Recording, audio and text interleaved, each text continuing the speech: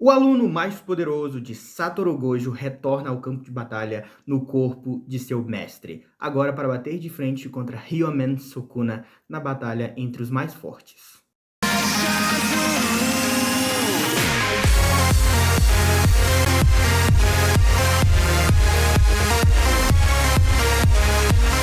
Nós vimos no capítulo anterior Ryomen Sukuna tendo um vislumbre daquele que ele matou com suas próprias mãos. O fantasma de Satoru Gojo aparece para assombrar o rei, e entre todas as possibilidades que se formaram durante essa semana, aquela que eu menos acreditava, por mais que fosse um shonen, seria na volta do Gojo. E agora a gente teve uma revelação que talvez para o público não seja tão legal. Por que eu não queria? Porque eu acho que durante toda a história, durante essa batalha final, eu vi muito bem a construção da possibilidade do Itadori conseguir superar a força do Sukuna em algum momento. Afinal, eles fizeram todo um plano, eles enfraqueceram a força do Sukuna e vão indo de pouquinho em pouquinho preparando para derrotar ele no final. E a gente já estava vendo essa luz ali no fim do túnel durante essa batalha, embora muita gente não acreditasse ainda que o Itadori poderia vencer o Sukuna. Então trazer o Gojo de volta à vida nesse início talvez não fosse a melhor decisão que poderiam tomar a essa altura do campeonato, entenderam? Outra teoria que foi muito formada seria da possibilidade do Sukuna ter visto apenas uma alucinação, já que ele está ficando muito mais fraco, então seria possível que por ele estar chegando mais perto da morte, ele começasse a ver pessoas em outro estado, né? Pessoas que já se foram. Embora eu particularmente também acreditava mais mais na situação, mas depois que eu analisei mais um pouco e vendo a forma como o capítulo terminou e como se foi uma grande revelação do capítulo todo, achei meio difícil essa ser a decisão do Akutami para finalizar esse pequeno clickbait que ele montou, né? Eu comecei a duvidar um pouco dessa possibilidade depois que eu observei bem o capítulo. Nós também tivemos a possibilidade realmente de que Yuta Okkotsu tivesse herdado os 6 olhos após a morte de Satoru Gojo, o que muitos duvidaram, porque pensaram, mas para herdar os 6 olhos não teria que nascer com essa habilidade, o que não é, porque o Kenjaku no passado, ao matar um dos usuários de 6 olhos, acabou confirmando que apareceu outro usuário para atrapalhar ele quando ele tentou assimilar o Tengen. Então não necessariamente precisaria de que outra pessoa nascesse com 6 olhos. Poderia sim ser passado para outro membro da família. Uma coisa que é interessante e principalmente o fato de que o autor teria a desculpa perfeita para usar esse método no roteiro dessa história, né? Trazer o Yuta usando os poderes do fantasma do mais forte, aquele que o Sukuna derrubou, né? Mas não foi isso que ele quis fazer. Ele quis ir para um lado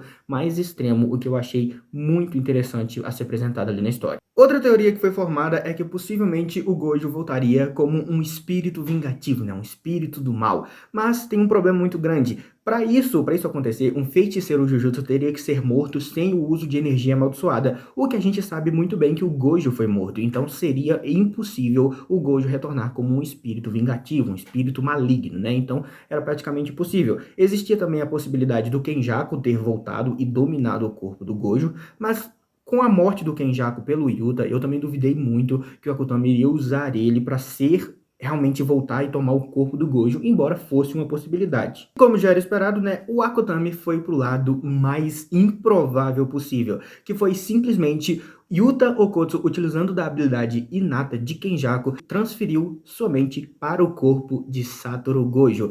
Além disso, ele colocou a própria Rika para comer os restos mortais do Kenjaku para ter uma perícia perfeita no uso dessa habilidade. E com isso, dominando o corpo de Satoru Gojo e ganhando a posse até mesmo da técnica dos 6 olhos e do ilimitado que ainda estavam presentes no corpo do feiticeiro. E com isso nós tivemos uma revelação bem impressionante, né, com o Yuta tomando o corpo do Gojo, e bom que por ele ser uma bagunça muito grande nessa história toda ser jogada ali de uma hora para outra, embora tenha muitos implícitos durante a história toda que isso poderia acontecer, a gente tem muita parte do capítulo baseado na explicação de como funcionaria isso. Primeiramente a gente tem ali o Yuta falando que poderia fazer isso, entrando no corpo do Gojo, e a Maki sendo contra isso, né, até mesmo para ajudar um pouquinho aquele chip, porque a Maki quer o Yuta, né. Ela não quer o Gojo e nem mesmo o Yuta no corpo do Gojo. Ela quer o próprio Yuta no corpo do Yuta. É só para facilitar o chip aqui, né?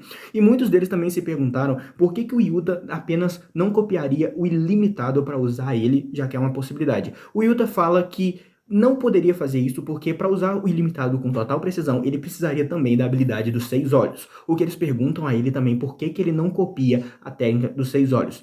E o Yuta explica que a técnica dos 6 olhos não é uma habilidade amaldiçoada, ela é uma condição física que nasce na própria pessoa, né? Então não daria para ser copiado porque isso não é uma técnica amaldiçoada. Eu achei bom que explicaram isso porque foi meio bagunçado, né, toda essa história. E ainda mais, por mais que a gente já soubesse de muitas dessas coisas, eles trazerem isso aqui para ter uma explicação melhor é mais fácil até mesmo para o público entender em relação ao que está acontecendo. Também é levantado por muitos a pergunta por que exatamente eles não trouxeram o Satoru Gojo de volta à vida se eles talvez tivessem essa possibilidade, apenas sem precisar que o Yuta dominasse o corpo dele. A gente tem até um momento bem interessante nesse capítulo, que eles iriam lutar com o feiticeiro mais forte da história. Então eles não poderiam simplesmente permitir que apenas Satoru Gojo se tornasse um monstro, né? Como assim se tornar um monstro? Vocês não lembram? O Gojo ia matar todo o alto escalão Jujutsu um pouco antes dessa batalha começar. A gente tem alguns capítulos atrás uma página onde tem todo o alto escalão Jujutsu morto. Acredito eu que eles iriam utilizar dessa situação toda com Sukuna para empurrar suas ideias e seus ideais no mundo, continuando manipulando ele. Então agora voltamos realmente com a possibilidade de ter sido o Gojo que matou todos eles. E como foi o Gojo que matou todos eles, possivelmente foi por isso que Yuta disse que não poderia deixar seu mestre se tornar um monstro sozinho. Ele teria que se tornar junto e lutar até o final contra Ryomen Sukuna, independente do que tivesse que ser feito. E com isso nós temos finalmente o retorno para a batalha. Nós vemos Yuta Okkotsu no corpo de Satoru Gojo utilizando de seu vazio infinito e Ryomen Sukuna usando de seu santuário malevolente mais uma vez, um contra o outro. Com a diferença de que, quando o Gojo acabou sendo derrotado pelo Santuário Malevolente e também ultrapassado pela expansão de domínio do Rei das Maldições, o Yuta agora sabe exatamente o que fazer para bater de frente com o Rei. Então, foi esse o capítulo.